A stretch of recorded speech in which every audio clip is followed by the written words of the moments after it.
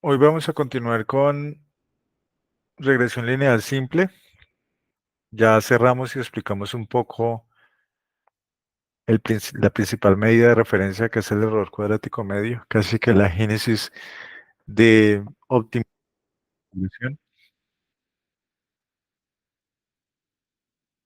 Y pasamos un poco a un par de técnicas que nos permiten en cierta forma optimizar esos ejercicios de regresión lineal múltiple, como la identificación de qué variables vamos a dejar dentro de nuestro modelo, sin sacrificar o perder poder de pronóstico, que al final eso es lo que buscamos, dependiendo de la finalidad que tengamos. Si queremos un R cuadrado fuerte para tener un poder de pronóstico significativo, y pues debemos entrar con los otros estadísticos de cara a que eso no nos convierta en una multicolinealidad. Entonces van a encontrar también que muchas veces un R cuadrado tan alto pues no necesariamente es tan bueno. Mm, Cuando vemos en en la matriz de correlación, cuando veíamos nuestra matriz, em, existe también un problema de multicolinealidad, ¿sí? Esa multicolinealidad, pues, o un sobreajuste, son pruebas de overfitting. Ese sobreajuste, cuando entramos a tener dos estimadores que tienen digamos que una relación muy fuerte, al momento de sacar una muestra y pasarla nuevamente por el modelo, en ocasiones tenemos problemas de sobreajuste. Entonces, el sobreajuste, digamos que cuando se empieza a encontrar el problema de multicolinealidad, em, se empieza a trabajar un poco el test de prueba y el test, em, digamos que la identificación de nuestra población objetivo, con nuestro test de entrenamiento y nuestro test de prueba, pues que es donde vamos al final a identificar nuestros estadísticos principales. Eso nace también como una alternativa o como una de las formas para poder em, evitar que nuestros estimadores se conviertan en una dependencia muy fuerte o de multicolinealidad. Y se traduce básicamente en que em, cuando le ingresamos nuevos valores a nuestro modelo, tiene o pierde el poder de pronóstico que queremos, ya sea porque subestima o sobreestima. Por eso es importante tener un ejercicio aleatorio robusto, tener test de prueba, test de entrenamiento lo suficientemente controlados y claros al momento de hacer nuestro proceso, porque no se limita a tener ciertos modelos, y ya, sí, empezamos a sacar nuestros modelos para determinado objetivo en nuestro negocio, pero pues al fin de esto hay que tener un protocolo de mantenimiento, cada cuánto lo vamos a actualizar. Entonces un modelo, dependiendo de si estamos en una empresa de seguros que tiene una prima media de 24 meses, cuando empiezan ya a tener los primeros siniestros, o si estamos hablando del SOAT, a los 6 meses ya tenemos un ejercicio importante de siniestralidad, entonces debemos empezar a correr nuestras actualizaciones. En el caso de crédito, como trabajamos en un espacio asociado em, con 12 meses regularmente, o casi que todos los estados financieros se mueven a 12 meses y queremos identificar nuestra cadena de marco a 12 meses, eso lo deberíamos empezar a corregir a 12 meses, pues que son también de los protocolos que debemos tener en cuenta al momento de procesar y de trabajar nuestro modelo econométrico, con un fin determinado en el ejercicio o práctica profesional. Pues ya hicimos un ejercicio inicial con una regresión lineal simple, ya pues también nos dimos cuenta que detrás de una sola regresión hay muchos conceptos importantes. Em, y pues que uno de esos está asociado con el poder de pronóstico, nuestro R cuadrado y nuestro p-valor. Que si queremos controlar todos esos estadísticos, pues al final es importante también tener en cuenta cómo se está determinando o cómo estamos calculando nuestra mediana, nuestra coeficiente de variación, nuestra desviación estándar, mm, qué tan alejado y qué tanto sentido tienen nuestros grupos o segmentos de mercado, pues que al final eso se convierte en un hito relevante al momento de lanzar nuestros modelos de pronóstico. Hasta ahí, pues no hemos visto nada de alto, pues de nada de otro mundo. Simplemente es una regresión lineal simple con un ejercicio de LM. Acá vamos a colocar nuestro ingreso en función de nuestro egreso. Colocamos nuestro listado de variables independientes. Si queremos colocarlas todas igual que cómo funciona con em, las consultas Select en Power en SQL, colocamos un por o un signo por y ya pues, nos ejecutaría toda la línea de variables. Pues que al final es importante saber o tener en cuenta cuáles son las que vamos a trabajar, pues para que no se nos convierta en un ejercicio ruidoso sin mayor control. Entonces, una regresión, solo esta línea es la que van a utilizar inicialmente para hacer una regresión lineal simple. Em, y pues vamos a tener nuestro error cuadrático medio.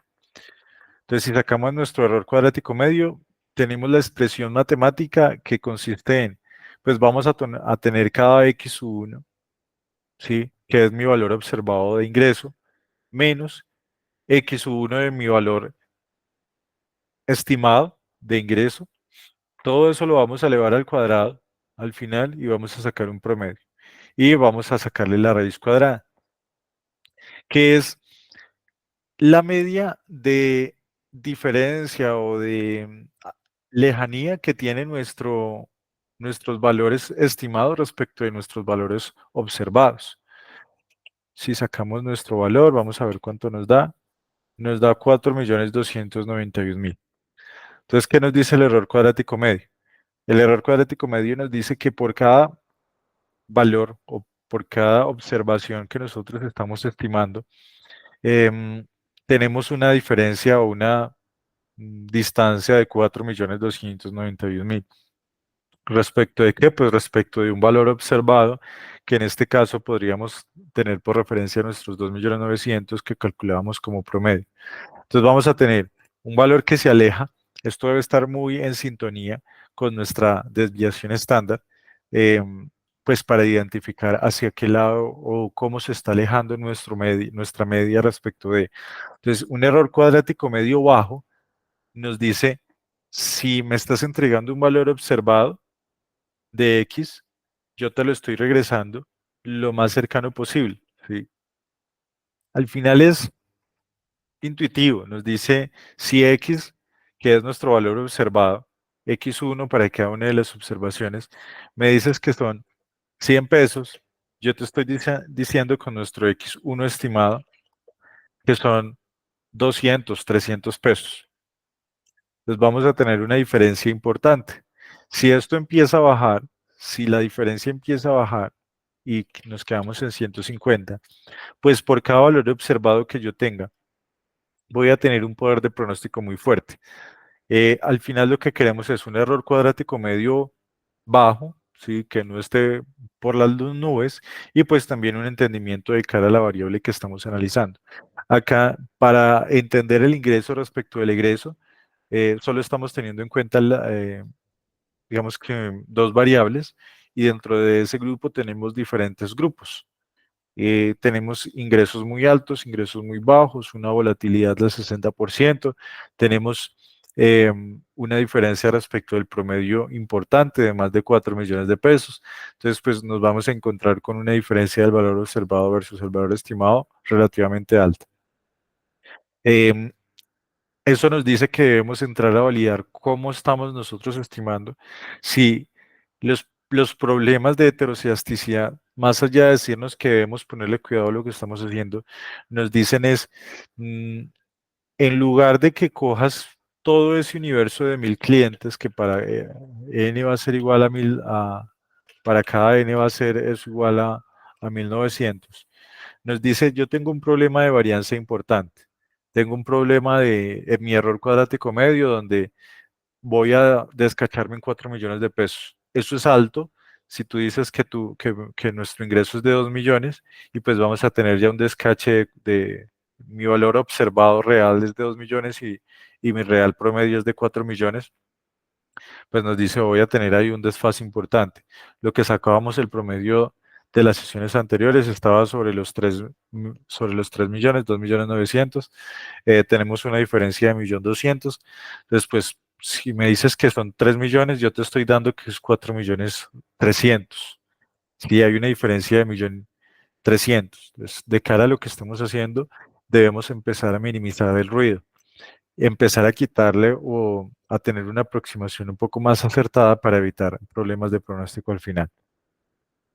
Entonces nos dice, si para cada n que es igual a 1900 te estoy diciendo que hay un problema, primero de autocorrela de un r cuadrado bajo, quiere decir que si bien hay un nivel de explicación de superior al 40%, aún así sigue siendo bajo porque es del 42% de nuestra r cuadrada. Si bien los estadísticos son estadísticamente significativos, es decir, que para cada uno de los eventos que nos vamos a encontrar son diferentes de cero, no necesariamente son los que te pueden explicar el ingreso. Entonces nos envía a reflexionar y nos dice, puedes ajustarlo mejor, debes ajustarlo mejor. ¿Cuál es nuestra máxima? Define una máxima de tener un R cuadrado de los 0.8, es lo ideal, sí, que al menos estemos por encima del 0.8, de tener un p-valor de nuestros estimadores inferior al 0.05 para cada uno de los parámetros y tener un p-valor global inferior al 0.05 para decir que nuestro modelo en conjunto va a ser estadísticamente significativo y en las diferentes observaciones va a ser muy diferente de cero o va a ser diferente de cero, sin entrar en los tecnicismos de interpretación. Con un modelo de esos, pues vamos a tener cierto sentido, cierto nivel eh, de fuerza al momento de desarrollar nuestros modelos. Si queremos hacerlo igual, si lo queremos hacer con una función, nuestro error cuadrático medio, entonces construimos una función y seguimos trabajando funciones. Es, pues, eh, de los recursos que deben tener, pues, para que empecemos a tener una idea de cómo nos podemos mover sin ningún problema con cualquier tipo de función en el ejercicio que estemos desarrollando, sin mayor problema.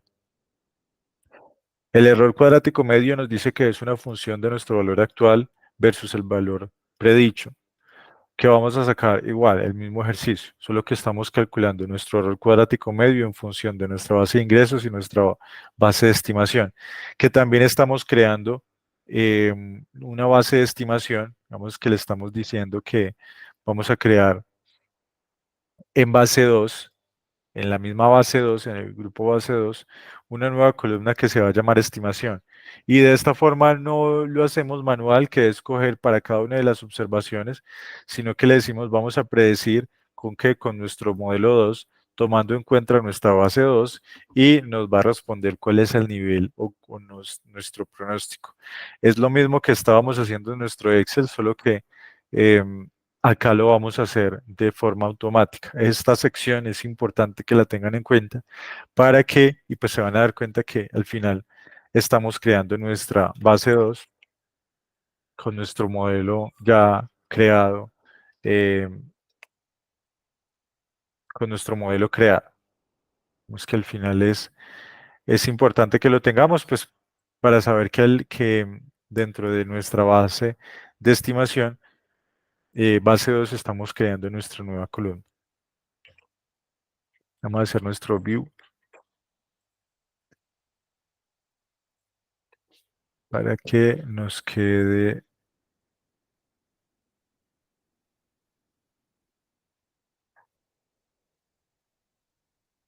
eso me hizo nuestra view.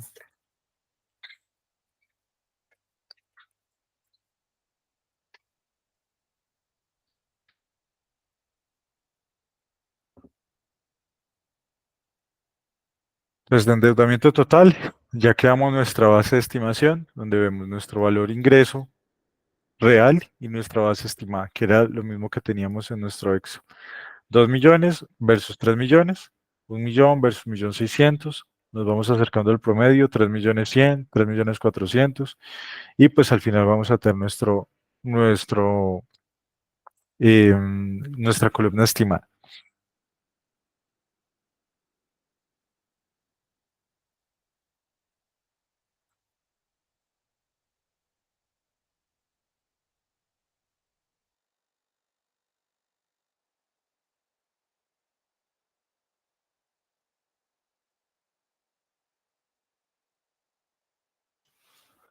Bueno, pues siempre tener presente nuestro error cuadrático medio, pues lo aprendemos a calcular desde la forma básica, que es sacar nuestra raíz cuadrada, y al final pues va a ser nuestro punto de referencia. Si queremos construir nuestra función, pues sacamos nuestra función, tenemos el error cuadrático medio, llamamos nuestra función que esté funcionando, y al final va a ser lo mismo, 4.291.000 pesos. Utilizando el mismo concepto de funciones, decimos función, tenemos dos parámetros, actual, predicho. En nuestro return vamos a colocar nuestra ecuación, tal cual como si lo estuviésemos colocando en una calculadora o en el papel, donde va a ser la raíz cuadrada, vamos a sacar el promedio de nuestro valor actual y valor predicho, que para cada uno de los parámetros ya sabemos que R identifica que esto, pues al final es como si estuviese dando uno a uno. Los parámetros no es que venga, súmeme total ingresos y sume total estimación, tendría que darle sum base uno ingresos, sum base 2 estimación para que nos traiga la suma. Acá él nos va a tomar cada una de las filas que nosotros le estamos entregando y al final nos va a entregar un error cuadrático medio, que pues al final se convierte en nuestra estimación em, de referencia del error cuadrático medio. Y pues también lo podemos hacer. Ya llamamos nuestra función sin ningún inconveniente. Ahora vamos a hacer una pequeña regresión lineal múltiple.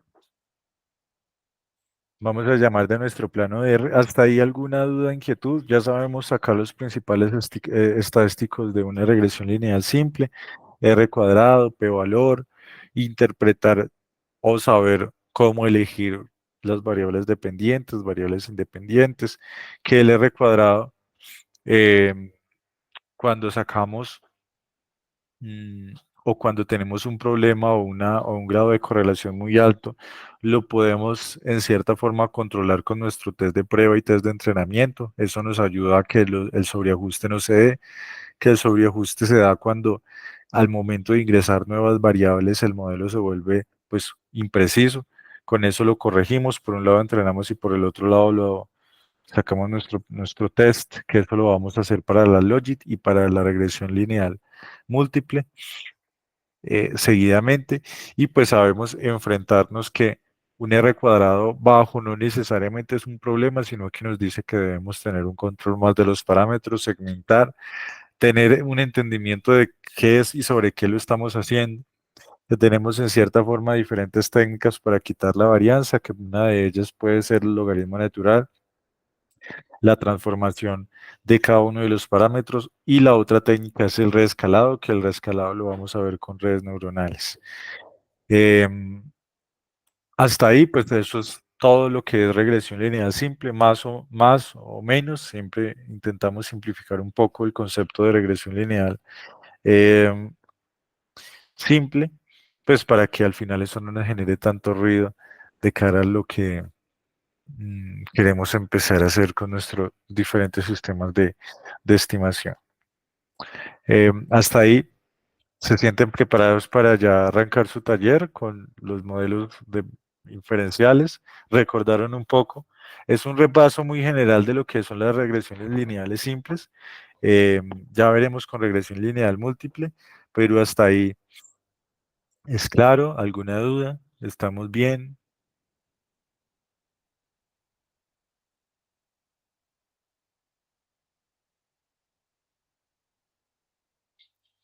Listo. Supongo que entonces estamos bien. Eh, Regresión lineal múltiple, vamos a llamar de nuestro plano R. Vamos a utilizar diferentes variables. Vamos a utilizar datos cuantitativos 100%, ingresos, egresos, activos, personas a cargo que viene a tener una variable factor. Si pueden validar personas a cargo, tiene uno, 2, 3, 4, 5. Lo vamos a hacer una pequeña transformación. Departamento y saldo interno. Es como nuestro subset.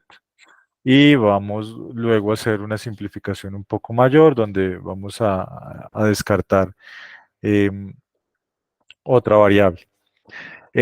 Vamos a traer a Caret. Caret nos sirve para hacer un ejercicio de semillas, que ya también lo habíamos hablado. Cuando queremos trabajar con set, seed, y vamos a hacer una selección en un muestreo aleatorio, sin repetición, em, pues queremos que tengamos datos similares sin perder el nivel de lo que es un muestreo aleatorio. Entonces, por eso vamos a utilizar a Caret para que nos traiga y nos permita utilizar tanto subset como em, la posibilidad de utilizar seed y nuestro inicializador de semillas para hacer selecciones aleatorias controladas, que ya más o menos les compartiré intuitivamente qué es, que no es más que hacer una selección normalizada partiendo de una semilla y en cierta forma controlando sin que nosotros seamos los que le damos, vamos a seleccionar la fila 5, 20, 30, 35, sino que aleatoriamente se hace la selección, pero con un punto de partida determinado por la semilla. Llamamos nuestra base 4, vemos que nuestra base 4 está compuesta por personas a cargo, departamentos, saldo interno, ingresos, egresos, activos.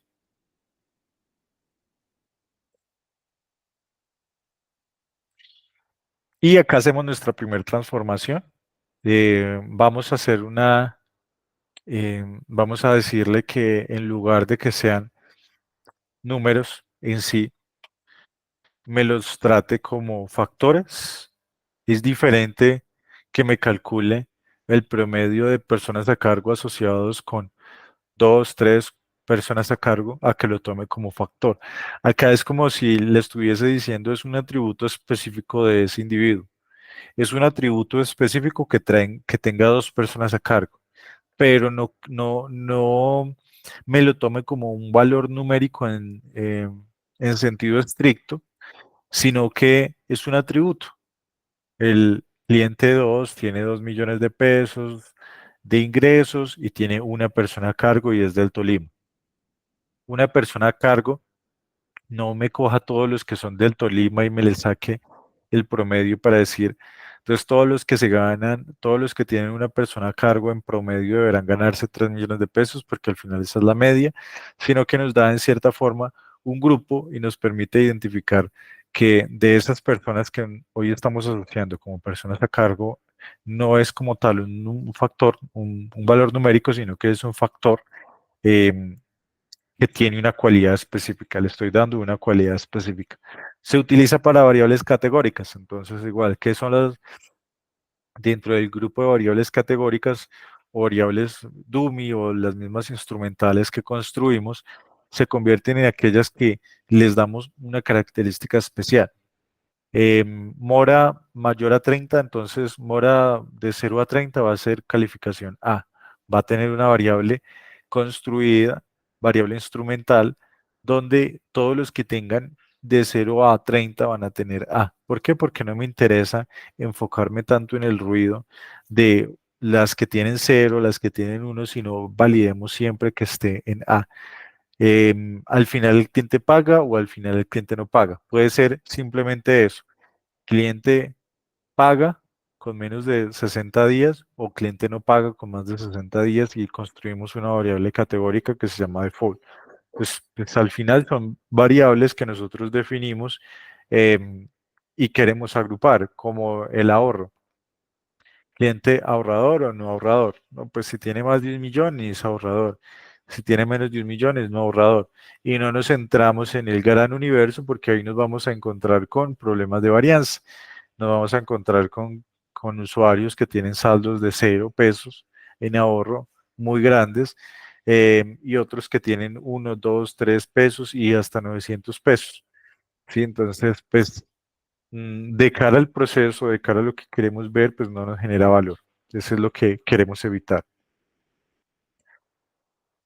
Le decimos que no nos tome personas a cargo como un número, sino como un factor y construimos nuestra semilla.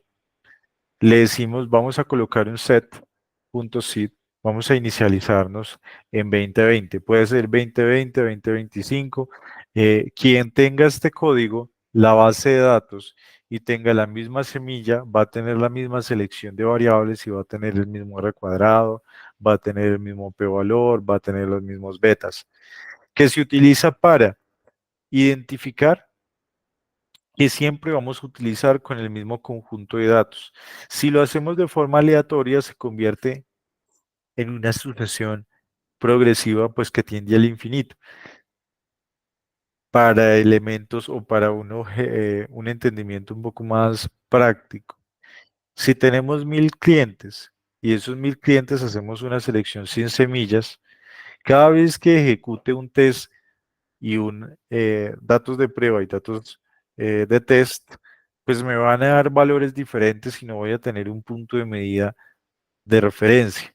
Lo que debo tener es una aleatoria de mis 1.000 clientes con una selección aleatoria que nos permite Caret y una selección de semilla, hacer un muestreo sin repetición donde voy a sacar usuario por usuario de una forma aleatoria, pero manteniendo un constante y dándole una rigurosidad técnica. Si no, igual, vamos a tener sucesiones infinitas donde vamos a tener parámetros que pueden ser buenos o malos y pues esa aleatoriedad se lo dejamos ya que se lo absorban los diferentes betas. Que el problema se convierte en un ejercicio eminentemente probabilístico y un ejercicio de incertidumbre, porque puede que y estemos en un ejercicio, en un escenario donde hoy 1.000 clientes pagan mejor que dentro de 10 años. Pues ahí es donde viene, cada 12 meses voy a hacer un ejercicio de testeo, voy a tener 1.000 clientes seleccionados de forma aleatoria, pero para el modelo en concreto voy a utilizar una semilla. El inicializador les da garantía de continuidad, de estabilidad en los parámetros y cierto criterio de congruencia en lo que estemos haciendo. Entonces, algo tan sencillo tiene un sentido de fondo muy fuerte. Pero entonces esto quiere decir que nosotros estamos condicionando el modelo. No estamos condicionando en sentido estricto el modelo, sino que le estamos dando un parámetro, le estamos dando unas barreras, un techo y un piso donde se puede mover por ahí, pero para fines de transparencia, integridad. Puede ser que se entre a manipular el modelo y de mala fe colocan todos los clientes que son de empresas públicas porque quiero que le prestes más a ellos y les voy a quitar entonces todos los unos, que son los default, o le voy a colocar solo dentro de nuestra variable de ingresos los de las empresas o los empleados públicos que tienen mejor hábito de pago o que tienen al final un menor gasto para que no les castigue tanto la capacidad de pago. Y eso se puede manipular. Si le paga al coordinador o al jefe o al gerente de alguna entidad financiera o manipula a la contratación que está realizando la consultoría para fines de. Entonces, este tipo de técnicas o de prácticas les da integridad que cualquiera en cualquier computador lo puede replicar sin perder el poder técnico o el componente técnico de la selección. Son conceptos pequeños, técnicas pequeñas, pero que al final tienen una razón de ser. Entonces veamos el poder que tiene un set SID 2020 con un Training ID de Caret. Acá estamos eligiendo el 70% de mi base. Entonces, ¿cómo lo organizamos? Cada base de datos tiene un ID por debajo. Eso es una fila única. Esa fila tiene un ID, un identificador. Vamos a decirle a Caret que, en función de SID, me busque el 70% de las observaciones internamente. Vaya y seleccione el 70% y me ubique las posiciones, los ID, que no se pueden ni manipular ni afectar dentro del ejercicio de modelado. De los 1900 datos se nos va a reducir a un 70% y el 30% va a ser nuestra base de test. Vemos el primer ejercicio y es utilizar em, de nuestra base de datos, de nuestro parámetro, de nuestro punto de referencia. Acá nosotros tenemos las columnas de Training ID. Acá vamos a hacer un ajuste ahora. Pero bueno, le decimos a nuestra base 4 con un ID que va a ser ingresos, que es la filita del ingresos, no es más. Podemos tener acá cualquiera de las que vayamos a analizar, personas a cargo, egresos, cualquiera. Acá vamos a tomar nuestra variable independiente, ingresos, listo, ingresos. Vamos a tomar el 70%, P lo puede mover al 80, al 60 y vamos a devolver una lista.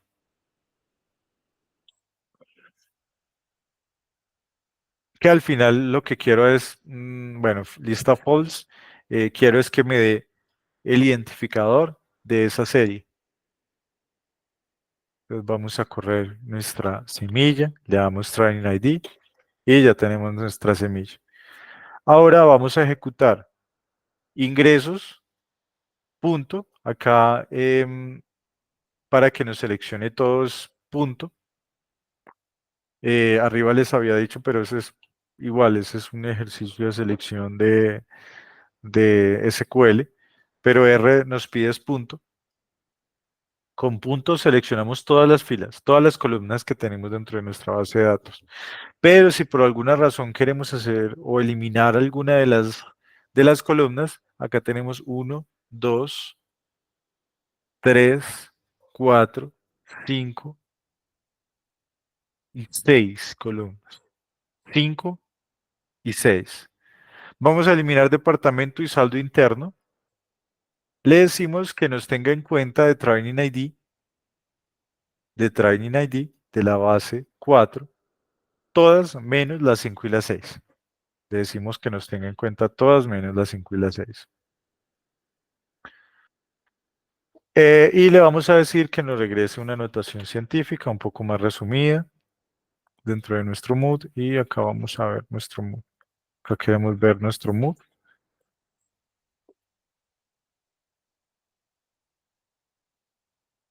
y listo.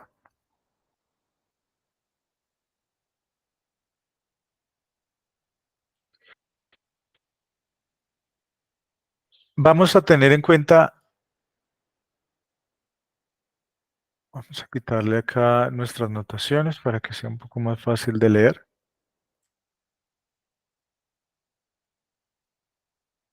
Y vamos a ver nuestro intercepto, cómo cambió respecto de promedio ingresos-egresos, un promedio simple.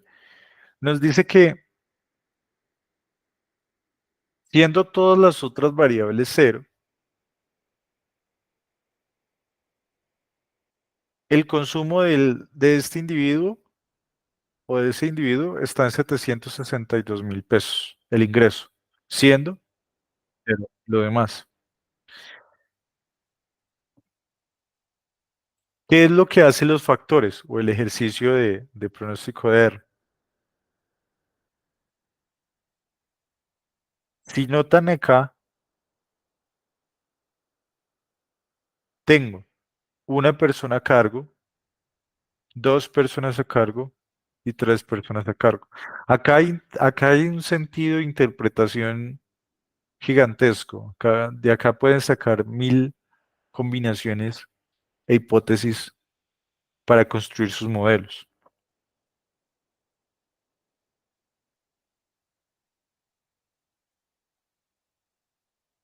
¿Qué pasó con cero personas a cargo? Que al final cero personas a cargo es un factor que es cero, ¿no? Sea que nuestra variable sea cero personas a cargo o tengo tres variables o, bueno, dos variables, masculino, femenino. Cuando trabajan con factores, les corrige uno de los errores gigantes y es que yo no puedo ser omnipresente en un mismo momento de tiempo. Y aquí dice impacto, espacio-tiempo. Yo no puedo ser blanco y negro en la misma secuencia o fracción de tiempo en la que estoy hoy, en un espacio de tiempo. Yo puedo ser o puedo tomar diferentes atributos en diferente momento del tiempo, pero acá no es parte el concepto que en un momento instantáneo del tiempo yo no puedo tener dos atributos simultáneos que son ambivalentes, que son excluyentes entre sí. Entonces yo no puedo tener al mismo tiempo cero personas a cargo, una persona a cargo, dos personas a cargo, tres personas a cargo en el mismo momento de tiempo. Cuando trabajamos factores, le quitamos y lo enviamos al intercepto. Si hacemos el mismo ejercicio y no lo dejamos como factor y lo dejamos como número, cero va a entrar dentro de una unidad de medida. O lo mismo que si dejamos, bueno, entonces blanco va a ser uno, negro va a ser 2. No. O mora va a ser uno, mora va a ser, al día va a ser cero. Entonces, y no sé si lo logran ver, pero recuerden que acá estamos en un ejercicio eminentemente aritmético de promedios. Y es indistintamente o es indiferente de si es cero o si es uno. Por eso la selección de los parámetros es muy útil. Y yo voy tengan mucho cuidado al momento de construir sus variables y darle un sentido lógico a lo que están haciendo. Si pasan o, digamos que dentro del Excel que estábamos viendo, eso era 001, 00, proyecto Excel. Siempre nos empezamos a ir a calcular una unidad de medida instantánea. Entonces, el ejercicio de ciencia de datos es mucho más profundo de lo que parece, ¿sí? No es simplemente cualquiera que hizo una regresión, entonces va a hacer ejercicios de pronóstico y ya, pasó con el curso de R, y ya sabe que con el EM, variable dependiente independiente, la saca. Hay ciertos puntos ácidos donde si nos descachamos ahí, pues vamos a hacer que esto se convierta en un ejercicio complejo. Entonces, personas a cargo tiene cero y uno. Cuando tenemos estos tipos de variables de cero, pues promedio en cero, cero, divisiones en cero, ¿sí? Pues vamos a tener diferente ruido, dependiendo de si va el cociente o no, o si va el resultado. Entonces, lo que decidimos siempre es que cuando tenemos variables asociadas con atributos, una de esas variables se va a ir al intercepto. Pues ninguna de las personas a cargo, si yo digo cero personas a cargo, cero personas a cargo, este concepto se va a ir al intercepto. Si yo digo masculino o femenino y no cumple, simplemente dime que no cumples un parámetro, el verdadero se va al intercepto. Porque si bien recuerdan en la interpretación de beta, que no vamos a entrar en el contenido teórico, el sentido la interpretación o que beta cero sea estadísticamente significativo, que sea diferente de cero, o que el parámetro muestral de beta cero sea diferente de cero, no tiene un sentido en el mundo real tan tangible.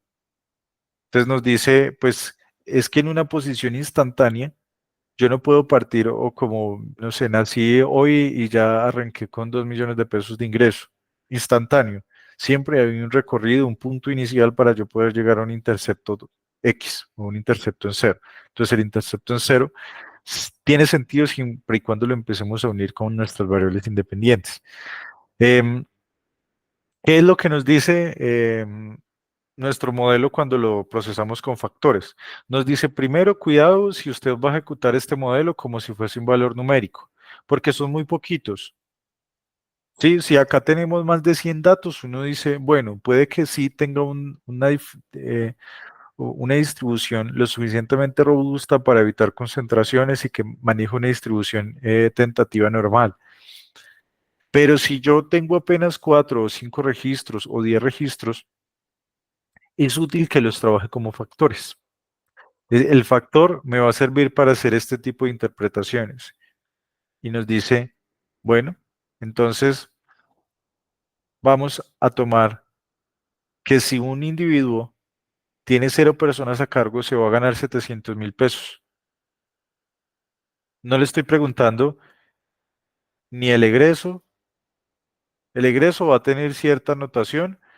Acá solo partimos de personas a cargo porque puede que el egreso sea de 1 millón y al final eso lo devuelva. Que eventualmente sin ser egresos es de cero y personas a cargo es de cero, el individuo debe tener una renta básica de 700.000 pesos. Cero o personas a cargo en cero se va al intercepto, por eso no lo ven acá. Y es útil que lo tengan en cuenta. Cero, que va a ser la variable que se va a absorber o que se va a ver el intercepto, puede manejarse igual que si estamos trabajando con uno o con cero o uno. En un ejercicio de crédito, quien paga es hombre o mujer. No me interesa más si no es hombre o mujer. ¿Paga o no paga? ¿O cumple con el atributo o no? Si son dos y yo le doy la anotación en las dos expresiones, si es cero, ya voy a generar ruido. Si es uno, voy a generar ruido. Si es uno para cada uno de los atributos o es dos, también voy a generar ruido, porque eso es como si yo le estuviera dando el doble de peso a una de las variables. Y en realidad no es que yo le esté dando el doble de peso a una de estas variables. Se vuelve muy sensible. Las variaciones en los parámetros se vuelven muy sensibles. Entonces, como empiezan a construir el modelo y ya revisaron acá las metas que nos entregan los diferentes modelos, nosotros necesitamos una medida, que la medida del método utilizado se alinee significativamente con alguna noción intuitiva. ¿Sí? Entonces, del mismo modelo que sacamos podemos sacar varias nociones intuitivas. Pues que a mayor ingreso voy a tener un mayor gasto. Pero entonces, ¿cuál es ese porcentaje para que ese mayor gasto sea significativo o no? Tenemos que entrar a preguntarnos, ¿eso es alto? ¿Eso es bueno? ¿Es malo? ¿Qué es lo que puede estar pasando con cuánto es ese porcentaje al final que necesitamos acá? Necesitamos que sea estable. Ya revisamos nuestros parámetros, fácil de calcular y coherente, que son los supuestos que debemos lograr con nuestro modelo. Ya miramos qué supuestos podemos tener con nuestro modelo de regresión lineal simple.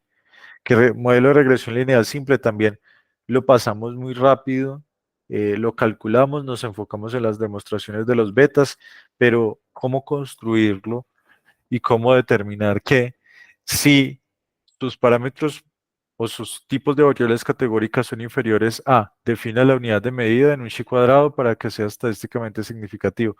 O lo más sencillo, si eso es 10 y cada uno de sus grupos tiene al menos un 5% de esa unidad de medida, pues sepárenlo en datos estructurados o en datos categóricos y transfórmelos en factor para que cada uno de esos valores no se vea afectado por el problema de dimensionamiento. El problema de dimensionamiento es que si usted le da un valor numérico a una estructura que es un atributo, pues la está premiando. No quiere decir que en el caso de hombre y mujer, si hombre es igual a qué es igual, si lo vamos a definir como uno o si mujer es igual a 2, entonces al momento de calcular nuestro modelo y estamos en un ejercicio de promedios, ya estoy arrancando en un sobreajuste o en una tendencia que se me eh, ubique en 2. Si lo dejo igual, 0 o 1, voy a tener el mismo problema. Voy a tener una mayor dimensionamiento en mujeres. Y al momento de hacer nuestro pronóstico, esto se nos va a complicar. Entonces, cómo dice la definición de los modelos eh, o cómo ataca este problema? Nos dice si está trabajando con datos categóricos o atributos, em, dimensione cada un atributo como algo especial, como algo específico de si cumple o no cumple. Es decir, que si nosotros tenemos personas a cargo, resulta que personas a cargo dentro de nuestro ejercicio de modelado no va a tener ni uno, ni dos, ni tres, sino que va a ser personas a cargo cero, va a ser igual a uno para la serie X1.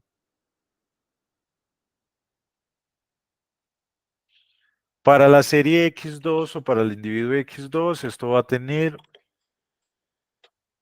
personas a cargo,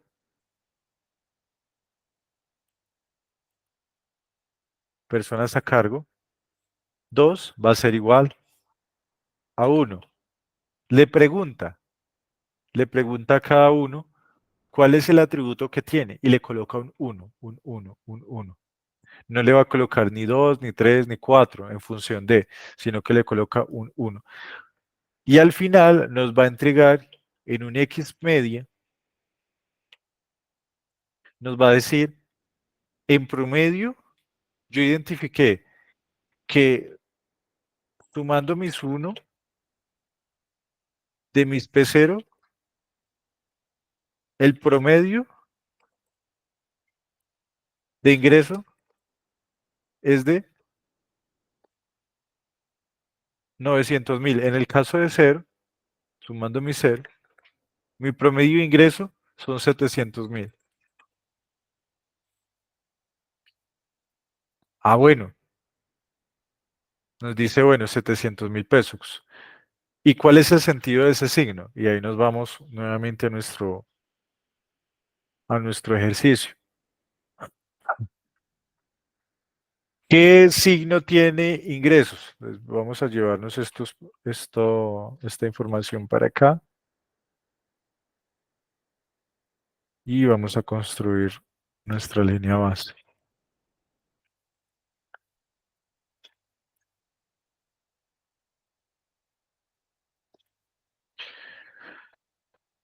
Y llegamos a nuestro tan anhelado modelo teórico donde nos dice Y, que va a ser nuestro ingreso, va a ser igual a un beta cero, que beta cero sigue siendo nuestro intercepto. Ese es nuestro punto de partida, donde los demás parámetros sean, no sean, no sean estadísticamente significativos y sean cero. Tenemos un criterio que va a ser igual a egresos,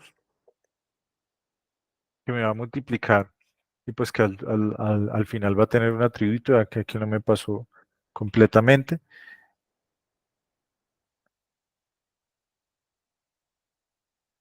Cero punto setenta y nueve, 0.8791. ¿Qué signo encontramos acá? Más. ¿Qué nos dice ese signo más? Que en la medida en que el ingreso crece, que en la medida en que el egreso crece, voy a tener un impacto positivo en mi ingreso. Ah, bueno, eso es intuitivo, eso ya lo sabemos. A mayor ingreso, mayor gasto. ¿Pero en qué proporción? En el 87-91. Por cada peso de egreso que yo tengo, le voy a devolver el 87% al ingreso. Se suaviza, porque no va a ser solo, no va a ser la única variable que vamos a tener en cuenta para efectos de nuestro cálculo. Y nos dice, bueno, el ingreso de qué está compuesto, el egreso de qué está compuesto. No, pues tengo unidades gruesas donde muy probablemente si el ingreso es 1.000.000, yo voy a devolverle 800.000 pesos a mi ingreso y 700.000 pesos. Entonces ahí ya voy a tener 1.300.000, 1.200.000. Si esta base fuera por referencia. Y seguimos agregándole números. Bueno, entonces vamos a traernos también los activos, que los activos es sub 0.3 por activos, que también qué signo tiene. Ah, tiene un signo positivo.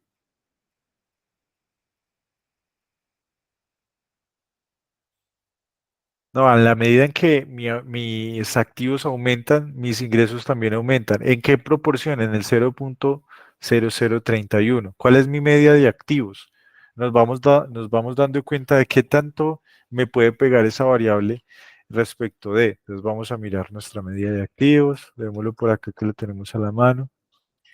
Ingresos, activos. Nuestra media es 125 millones.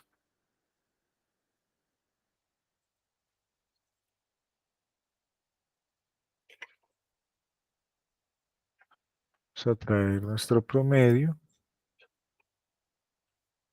Y lo vamos a multiplicar por 0.003181.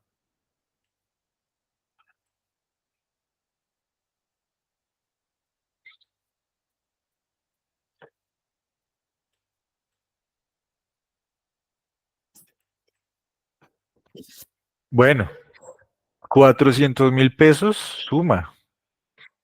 En promedio, ¿no? En el universo inicial, solo este cálculo nos va a decir 400. Ahora, ¿cuál es la volatilidad que tiene para nosotros decir que esta variable debería estar y que no nos puede estar generando ruidos en 400.000 pesos? Si nosotros sacamos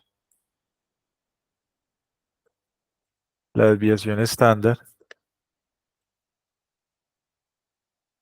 vamos a sacar la muestral.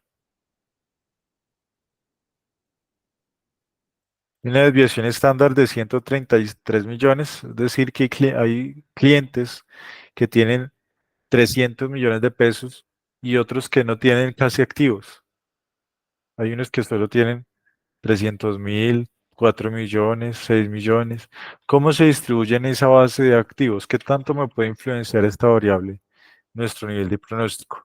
Bueno, ya sabemos que hay un problema de varianza fuerte en activos y que en promedio yo le estoy devolviendo. Ahora, todo está en función del activo que tiene, ¿no? Si yo tengo 300 millones, pues me va a devolver que tengo 800 de ingreso, de referencia. Pero si yo tengo 4 millones, pues lo mismo. Me va a devolver que eso no me aporta sino como 120.000, 12.000 pesos, dependiendo del ratio, si es 4 o 400.000. Vamos a abrir entonces personas a cargo y ahí empezamos a mover nuestro signo.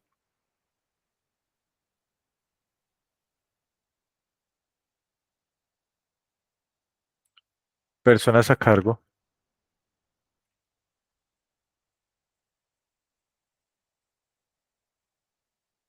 uno, y tiene un signo menos.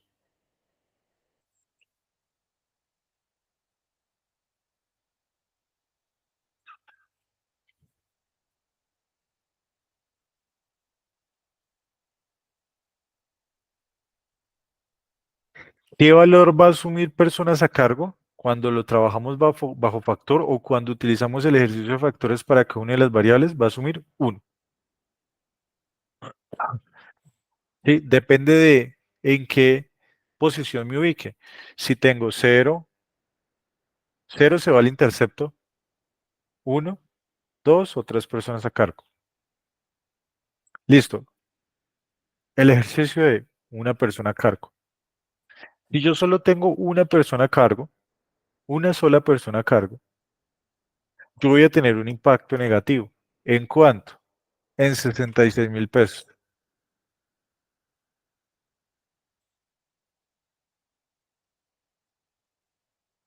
Voy a tener un impacto negativo. ¿Qué puede decir la teoría económica respecto de una persona a cargo? No, pues está, si lo abrimos en un ejercicio del 2000, 2005, 2010, em, vamos a encontrar de pronto padres o madres solteras, una persona a cargo y un hijo, una persona que trabaja y un hijo, o si lo abrimos por tasa de desempleo y encontramos la edad, si hacen un ejercicio de abrir la tasa de desempleo por rango de edad, se dan cuenta que la brecha es muy abismal. Estamos hablando del 18% de desempleo dependiendo de, e incluso dentro del mismo género hay una brecha gigante que ya se ha venido cerrando, pero que ha sido muy grande, pero pues aún así existe. Hoy en día, si lo abrimos especialmente por los menores de 25 años. Entonces, cuando empezamos a preguntarnos, bueno, una persona a cargo, ¿quién tiene una persona a cargo? ¿Por qué una sola persona a cargo y le pega el ingreso? Entonces vamos a ver que nos afecta en el 66, en 66.000 pesos el ingreso. Diríamos, bueno, 66.000 pesos no es tanto, pero y solo es un atributo de uno, es uno o cero, o tiene una o no tiene, o tiene dos o tiene tres personas a cargo. Ah, bien, si nos vamos a dos personas a cargo, nos dice que el signo es negativo y solo es una sola regresión lineal simple. Y es de las más sencillas para efectos del ejercicio que estamos haciendo. Imagínense toda la carne que le pueden encontrar a cualquier ejercicio de regresión. Vamos con dos personas a cargo. Dos personas a cargo. Dos personas a cargo devuelve 276.000 pesos negativos al ingreso. Lo va a castigar en 276.000 pesos. Si 2P es igual a uno, solo hay una persona que trabaja. Puede ser que eso esté orientado al tipo de trabajo o al tipo de zona donde esté. No sé, podríamos estar hablando de, no, hay zonas de meta que tienen, que son extensiones o más complejas de trabajar. De pronto a una que está más asociada con Cundinamarca, Tolima Centro, que pueden tener más oportunidades de trabajar en el hogar, la misma edad. No, pues es que ahora todos deben trabajar o aportar porque pues los costos y todo es incremental.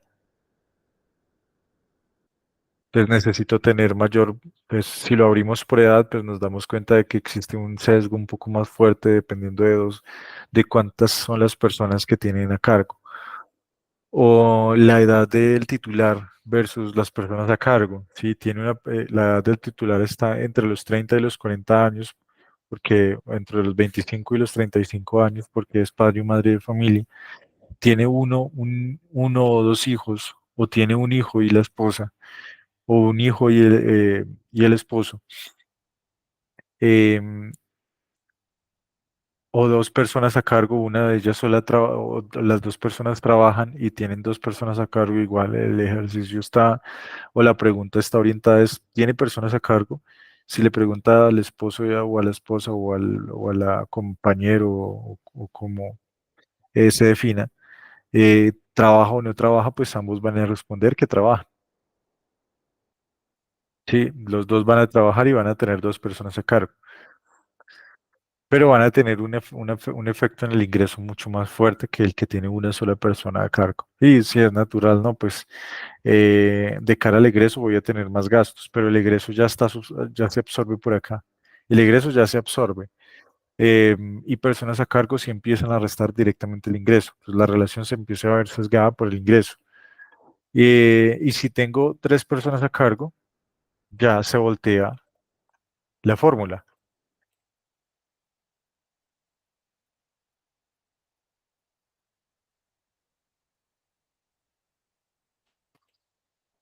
se invierte.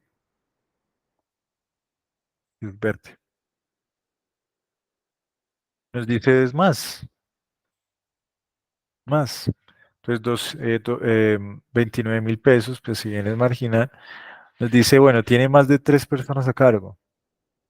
Probablemente al menos una de esas personas ya trabaja. O probablemente para tener tres personas a cargo tiene un capital y un activo muy fuerte.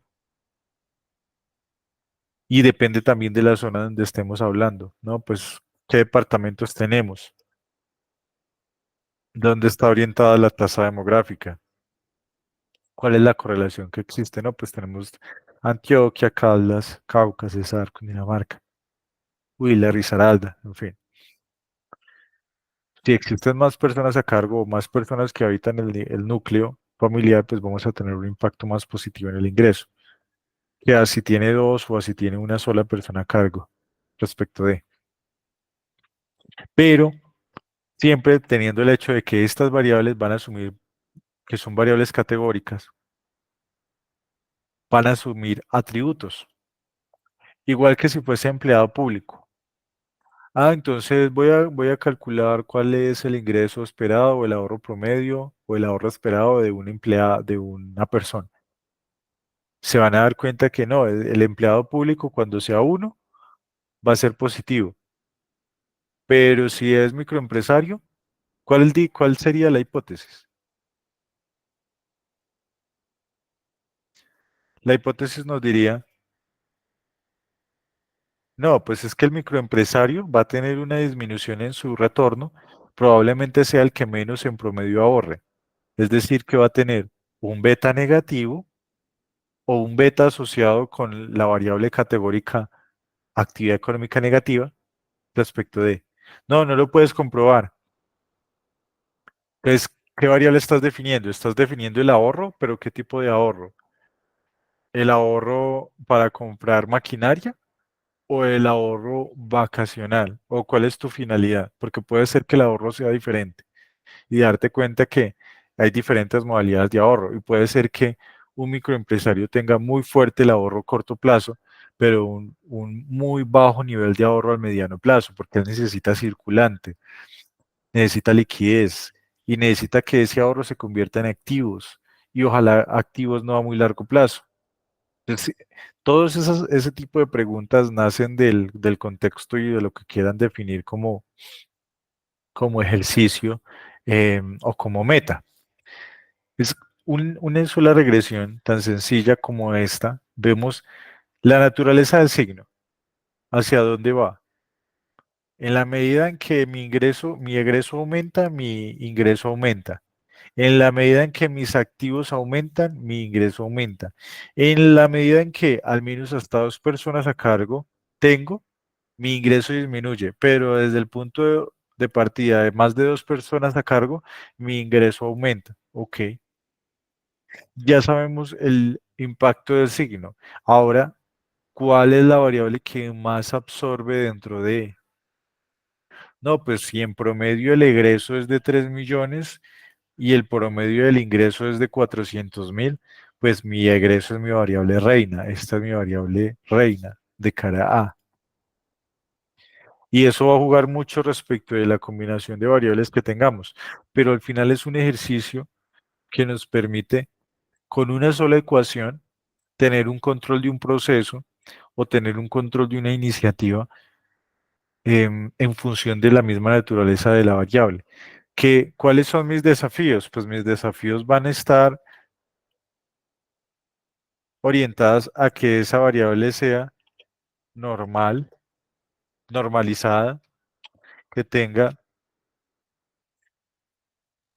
o minimizar la heterocedasticidad o minimizar la varianza. Y quiero minimizar mi varianza, no quiero que eso se convierta en algo tan, tan robusto,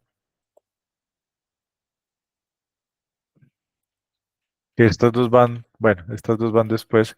Necesito que sea fácil de calcular.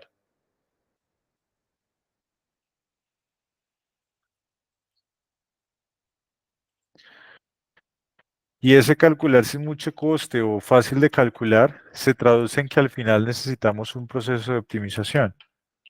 Si nosotros estamos ejerciendo o estamos implementando algún tipo de herramienta, pues no queremos que eso se salga del control del cliente.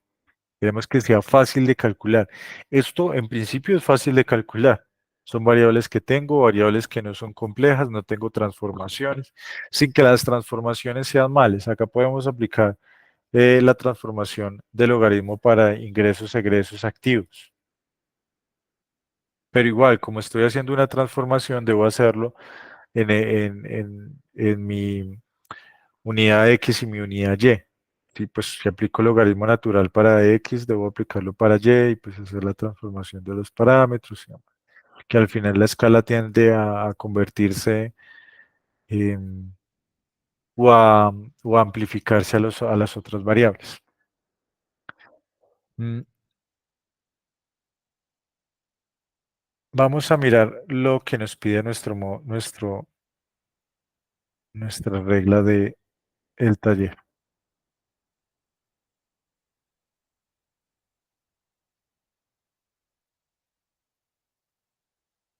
Entonces, intuitivo.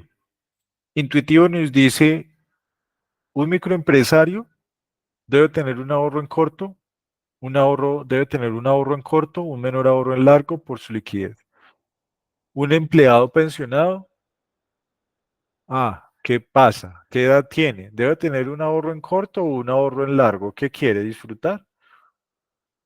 Porque pues pasa, ¿no? Los créditos de los pensionados son créditos de 190 millones. Y ahí es donde viene el conflicto con las tarifas de las aseguradoras. Dicen, no, pero es que ya sabemos qué es lo que va a pasar. La esperanza de vida en Colombia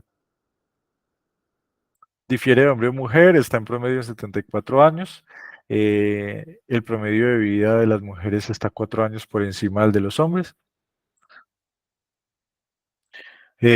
Pero bueno, pues más de 85 años, la esperanza de vida ya está, digamos que rompe con la esperanza de vida.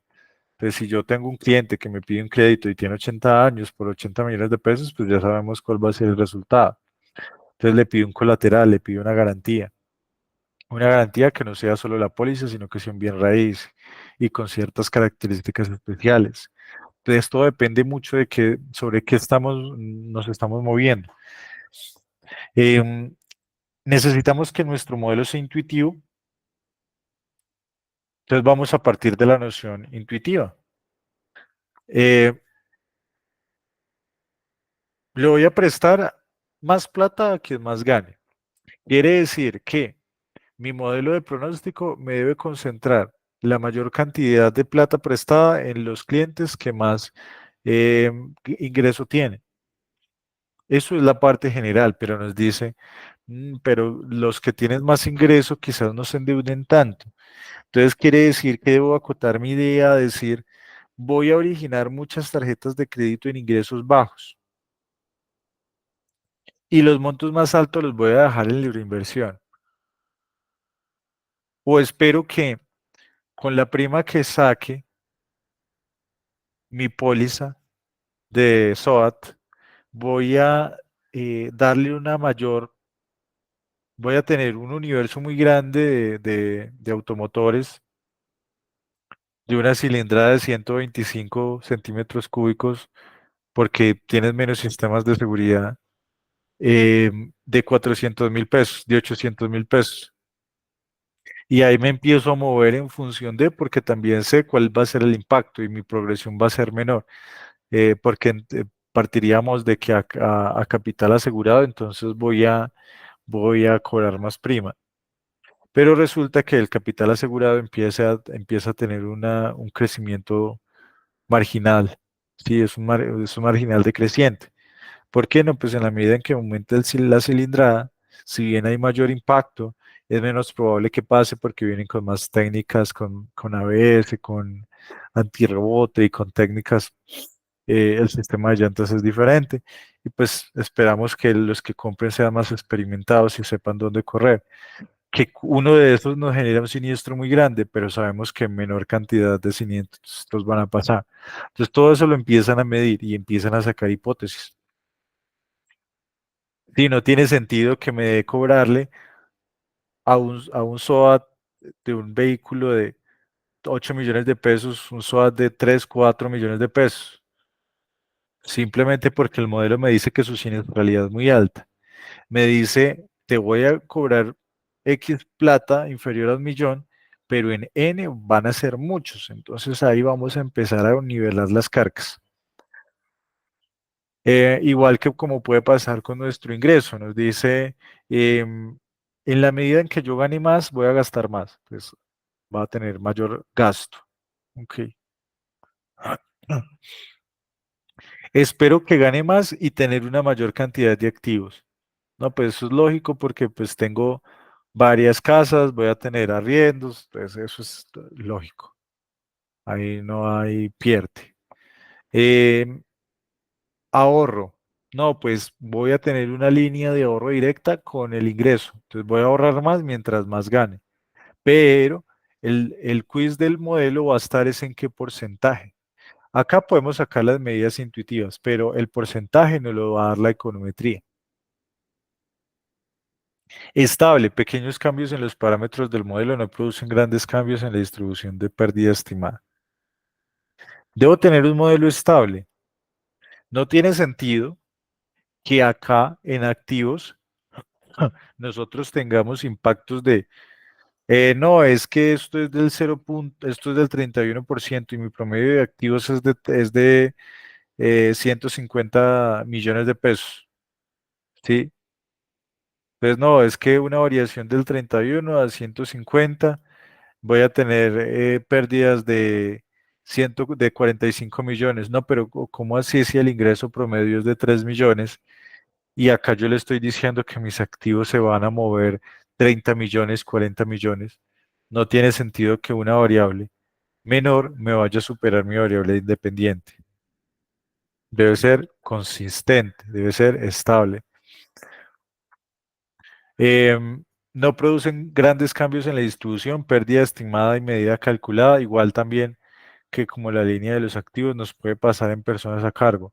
Si personas a cargo tiene, si ya sabemos que egreso se va a llevar el punto 87, ¿cómo vamos a pretender que acá va a haber 2 millones de pesos con 3 personas a cargo si el promedio está en 2.900.000?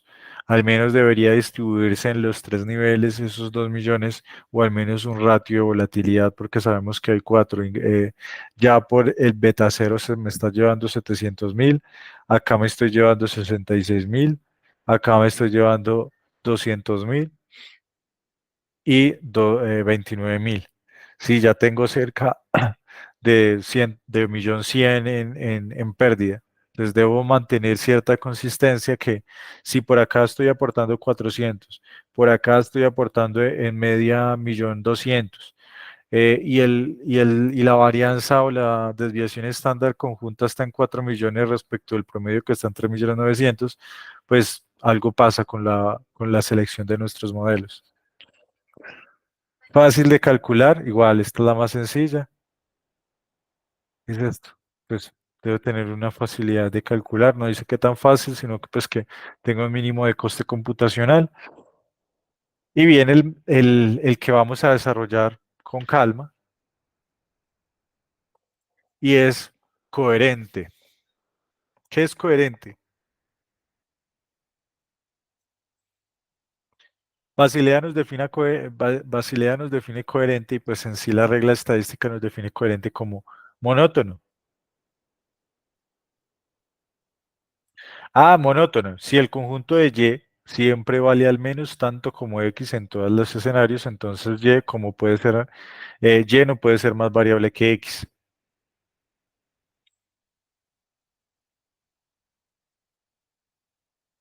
Si al final nosotros estamos buscando un pronóstico de media 3 millones, varianza, desviación estándar 4, y nuestra estimación nos da valores que están en 200 millones,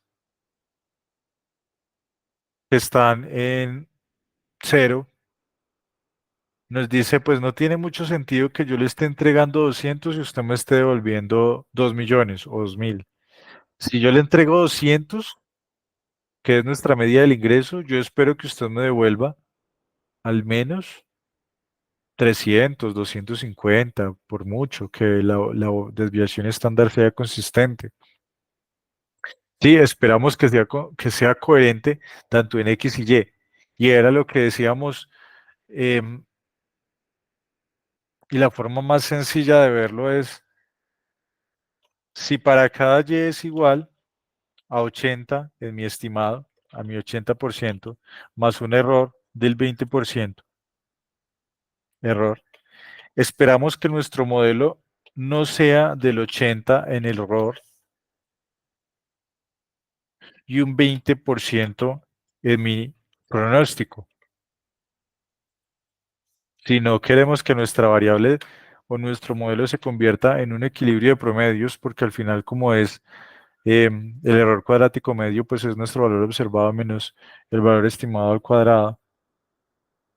No queremos que se convierta en una diferencia simple para que esto nos dé una igualdad y al final la igualdad siempre se cumple, sino que necesitamos que nuestro error sea lo mínimo posible y nuestro valor estimado sea lo más cercano al observado posible, que estos dos sean lo más cercano posibles. Entonces no podemos tener variaciones tan altas cuando queremos tener un modelo estable, un modelo monótono, que tanto para variables de ingreso que me entran 100 puntos, voy a tener al menos 80 puntos de pronóstico. No voy a tener, me entran 100 y pronostico 10 y voy a tener un 90 en aleatoriedad, pues se convierte en un ejercicio que no es bueno. Entonces nuestro error se vuelve muy alto. Entonces por eso voy a necesitar, ¿y cómo lo controlo? Necesito controlar nuestro R cuadrado ajustado. Necesitamos controlarlo que al menos no esté tan por debajo de, y por eso la regla del 80 que puede manejarse, puede estar sobre el 70, 60, dependiendo de los fines. La regla es que este ejercicio, la regla del 80, no se coma el R cuadrado. Sí, porque entonces no estamos haciendo nada, estamos pronosticando em, una tirada de un caricellazo. Después, para tirar un caricello, pues mejor lo dejo al azar y no le pago al computador, al ejercicio de ciencia de datos, al arquitecto de datos, ni a la consultoría que contraté para hacer eso. No sé, no es algo coherente. Necesitamos que sea homogéneo. Si todas las exposiciones o parámetros en un conjunto de datos se multiplican por el mismo factor, la medida también se multiplica por ese factor. Es un ejercicio de igualdad. Yo creo que acá no hay tanto pierde, porque es una transforma, digamos que dentro de la misma línea de igualdad, lo que nos dice es, ¿qué pasa si yo tengo una transformación logarítmica y luego tengo una expresión natural normal? Pues que si empezamos a movernos de parámetros, la transformación se vuelve muy, muy ambivalente, se vuelve algo inconsistente. Necesitamos que al menos si aplicamos un factor de conversión de 3, de 4, de 5, pues al final el resultado no cambie.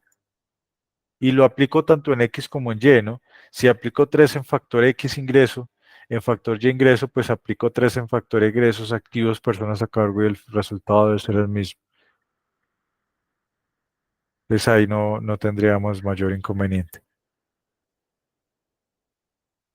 Em, necesitamos que sea bueno, invariancia. Si el activo fijo y libre de riesgo se agrega a una cartera, la medida de riesgo disminuye para reflejar la reducción del riesgo. Este lo vamos a ver un poquito más cuando veamos los modelos CAMP y los modelos ATP, Arbitrage Price Theory, que son ¿Y esto dónde se utiliza? ¿No? Pues, aparte de que se utiliza para los modelos de riesgo de crédito, modelos de aseguradoras, pronósticos de propensiones marginales a consumir y casi cualquier cosa que necesite un pronóstico, lo podemos ver en los modelos CAMP, en los modelos de libre de riesgo y en los modelos de arbitraje, que vamos a traer un par de ejemplos. Ya cuando entendamos los conceptos, simplemente son los ejemplos para que puedan ver sus usos. ¿Qué nos dice? Si tengo un problema de varianza muy fuerte, y ese problema de varianza es tan fuerte, se supone que en la medida en que yo empiece a quitarle variables problema, pues esa varianza va a disminuir. Si yo tengo una variable muy alta del ingreso, del patrimonio, pues en la medida en que le quite esa variable, pues voy a tener resultados un poco más estables. Sí, y pues eso es contundente. Si nosotros acá tenemos variables muy volátiles, como puede ser el egreso, que lo teníamos en el 70, le empezamos a quitar la volatilidad que tiene ese egreso, pues empezamos a ver disminuido su impacto. Se vuelve menos volátil o se va a volver menos sensible a esa volatilidad, porque va a ser diferente que yo multiplique 0,87 o el 80% por 1.000.000 a que lo multiplique por 70 y ya. Sino acá lo multiplico por 1.000.000, pero voy a tener más información en mis otros parámetros que me van a permitir suavizar mi pronóstico. Eh, Necesitamos que sea subaditivo. La medida de dos conjuntos de datos, si se combinan, es siempre menor o igual a la suma de las medidas de variaciones o de los dos conjuntos individuales. Si tenemos en sí dos estructuras de datos o dos modelos y queremos en cierta forma unificar, no podemos o no queremos en cierta forma que si los unimos vaya a tener mayor variación. Esperamos que sea o igual o menor en la medida en que empecemos a quitar variables. Y eso se ve también con la capacidad que tenemos o la sensibilidad que tenemos. En la medida en que tenemos más variables, estamos distribuyéndole a más individuos nuestro criterio de estimación. Vamos a tener se va a suavizar un poco más nuestra variable pronóstico, sin que al final pues vayamos a tener pérdidas significativas. Ejercicio con modelo de regresión lineal, ¿listo? Ahora, rápidamente vamos a pasar a algo. Quizás no necesitemos todas estas variables. Ay, ¿cómo así? Podemos obtener un resultado óptimo sin necesidad de tener las variables, o al menos todas. ¿Qué es lo que se hace por debajo? Entonces vamos a crear un SA que es un sujeto a un tipo de restricción y construimos una función de optimización que va a decir, si yo tengo estas personas a cargo, yo quiero que me minimice mis mínimos cuadrados ordinarios, que al menos sean tan buenos, mínimos cuadrados ordinarios, que al menos sean tan buenos como mi modelo anterior, que para este caso sería mi modelo T.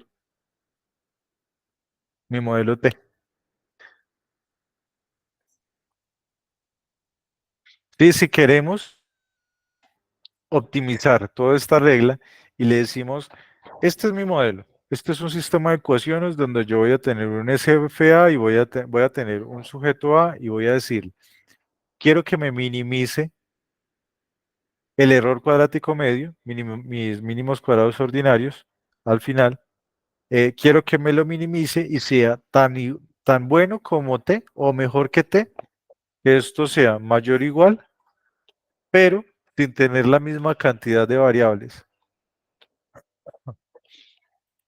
Si le quito las variables,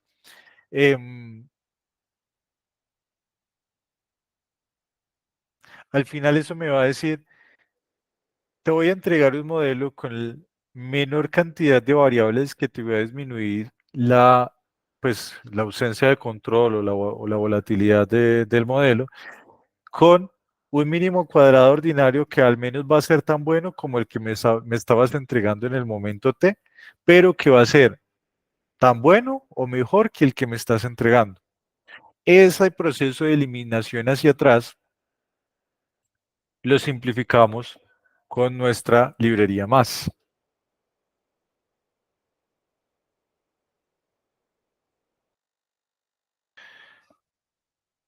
Si aplicamos nuestra librería más, que pues al final es digamos que un criterio de selección, utiliza el mismo criterio de Akaike, que lo vamos a ver en nuestros árboles de regresión, donde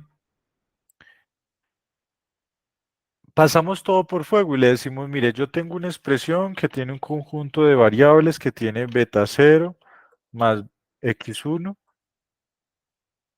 beta 1, y esto lo vamos a llevar hasta xn, beta n, pero devuélveme dentro de esa selección de espacio que yo te estoy devolviendo, acá nosotros le estamos entregando las variables, le podemos entregar las 10 variables. Quiero que me selecciones el mejor modelo con el mínimo error cuadrático medio dentro de esos modelos. Y es el principal o el primer criterio nuevo que quizás no trabajaron o que si lo trabajaron, quizás no todos, que es el criterio de Akaike y Strauss o el criterio de información o el Akaike Information Criterio. Si utilizamos nuestro sistema de eliminación hacia atrás, vamos a decir, listo, vamos a utilizar nuestra librería más, vamos a utilizar nuestro move, vamos a pasar nuestro summary, que es nuestro modelo el modelo que calculamos inmediatamente anterior. Le vamos a decir a nuestro STIP que nos vamos a hacer un punteo o pasos hacia atrás para al final obtener un resultado un poco más.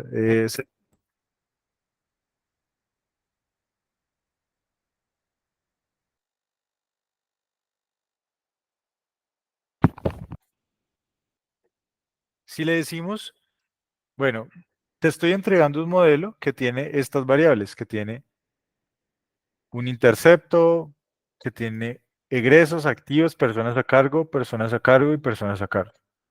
Él lo va a tomar como si estuviese entregando al final eh, tuviese 5 parámetros, 5 betas. Vamos a ejecutar nuestro criterio de Akaike con eliminación hacia atrás y nos dice, vea, en realidad nosotros podemos obtener la misma información con un modelo que pues al final le va a cumplir solo con egresos y activos. Nos eliminó todas las otras, pues porque estaban como factores y demás. Pero pues más allá del proceso de eliminación, porque al final nos arroja, mira, encontré la solución, la mejor solución. Hice las combinaciones que me pasaste. Probé con personas a cargo y te estoy dando la persona a cargo que me generó mayor impacto para pronosticarte tus ingresos, porque lo que necesito es pronosticarte los ingresos. Y mi ACAICA es de 4304. Pero aún así, logré, mi ACAICA es de 4309 para una persona, em, para 3 personas a cargo, las demás las borró.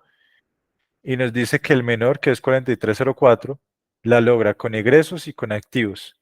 Y que nos obtiene egresos activos con un p-valor que es bueno, estadísticamente significativo, un p-valor global bueno, con un R cuadrado del 0,26 que su foco no va a estar en nuestro R cuadrado, sino se va a centrar en nuestro error cuadrático medio para minimizar en cierta forma este resultado. Y pues al final nos dice, con lo que tengo, no quiere decir que esté bien, ¿no? No quiere decir que tu modelo esté bien, solo que puedes obtener un resultado igual o mejor sin menos variables.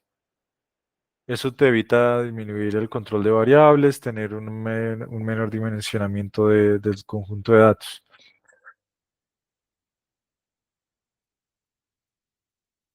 Y pues te ayuda a elegir un modelo en función de cuando tienes muchos, eh, un solver prácticamente, donde te permite en cierta forma encontrar una solución óptima, un equilibrio, sin mayor complejidad utilizando la eliminación hacia atrás. Considero que pues al final es una de las funciones útiles que pueden empezar a explorar dentro de la Kaique, em, sin que obviamente se abuse de él, porque pues el criterio técnico y profesional es sumamente importante para tomar buenas decisiones.